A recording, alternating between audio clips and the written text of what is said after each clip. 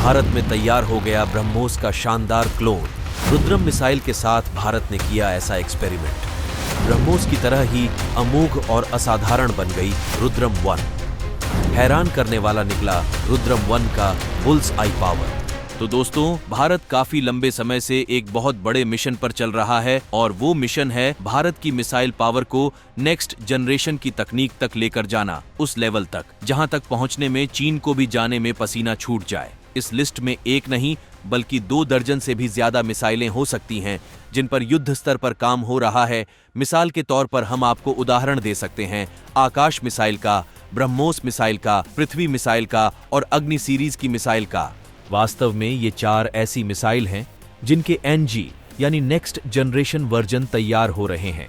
ये मिसाइल इतनी ज्यादा ताकत रखती है कि अगर चीन पाकिस्तान दोनों ने भारत पर हमला भी कर दिया, यानी एक साथ युद्ध की शुरुआत कर देते हैं, तो ये मिसाइल इतनी ज्यादा पावरफुल है कि अकेले ही युद्ध का माहौल पलट सकती है। दोस्तों, यहाँ पर ब्रह्मोस मिसाइल को हम सबसे ऊपर रख सकते हैं क्योंकि ये मिसाइल एक तो विश्व की सबसे तेज गति से टारगेट पर हमला करने वाली मिसाइल है, जिससे इस मिसाइल का रडार की पकड़ में आना पूरी तरह से नामुमकिन है। दूसरा, एक सबसे बड़ी बात है इसका बुल्सआई पावर, यानी टारगेट को एकदम बीचों बीच खत्म करना। इसी को कहते हैं बुल्सआई पावर। इस मामले में गर्व करने वाली बात यह है कि भारत की ब्रह्मोस दुनिया की सारी मिसाइलों से आगे है।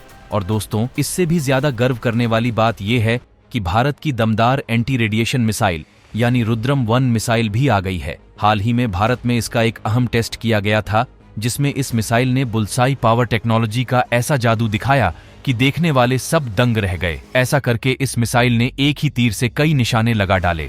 दोस्तों, इस मिसाइल की नई ताकत को लेकर हम आपको आगे बताने वाले हैं, जिसे जानने के बाद आपका सीना गर्व से भर जाएगा। तो वीडियो के लास्ट तक देखते रहिए। ब्रह्मोस से भी ज्यादा भयानक हमला कर रही है रुद्रम मिसाइल।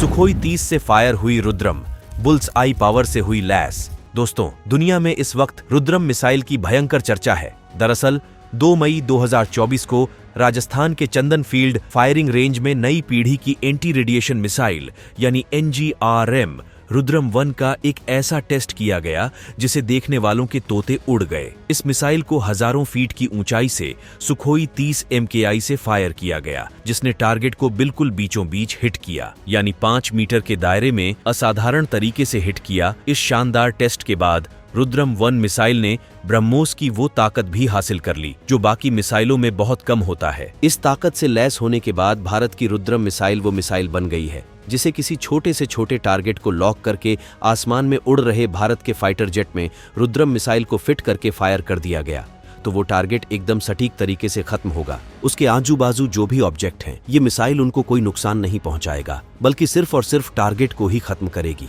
ऐसी महीन टेक्नोलॉजी से लैस होकर ये मिसाइल अब अमोघ बन गई है। इस टेस्ट के बाद अब दुनिया में रुद्रम 1 मिसाइल की चर्चा हो रही है। एंटी रेडिएशन सुपरसोनिक मिसाइल की ताकत को देख चीन और पाकिस्तान को आ गया पसीना, हैरान अमेरिका। रुद्रम 1 है देश की पहली new generation anti radiation missile. दुश्मन के कम्युनिकेशन सिस्टम को कर देती है पूरी तरह तबाह। 150 किलोमीटर की दूरी से टारगेट को नेस्तनाबूद करने में सक्षम। दोस्तों, रुद्रम 1 मिसाइल को खुद देश ने ही विकसित किया है। ये पूरी तरह से स्वदेशी मिसाइल है जिसकी रेंज 100 से 150 किलोमीटर है। ये भारत की पहली new generation anti radiation missile है, मतलब ये दुश्मन के कम्युनिकेशन सिस्टम को बर्बाद करने में सक्षम है। ये दुश्मन के रडार, जैमर्स और यहाँ तक कि बातचीत के लिए इस्तेमाल होने वाले रेडियो को भी तबाह कर सकती है। जंग की शुरुआत में इसका इस्तेमाल दुश्मन के रडार सिस्टम को बर्बाद करने के लिए किया जाता है और तेजस विमानों के साथ ये मिसाइल कितनी भयंकर हो सकती है, इसका अंदाजा आप इसी से लगा सकते हैं कि पलक झपकते ही ये दुश्मन के पूरे सिस्टम को बर्बाद कर देगी।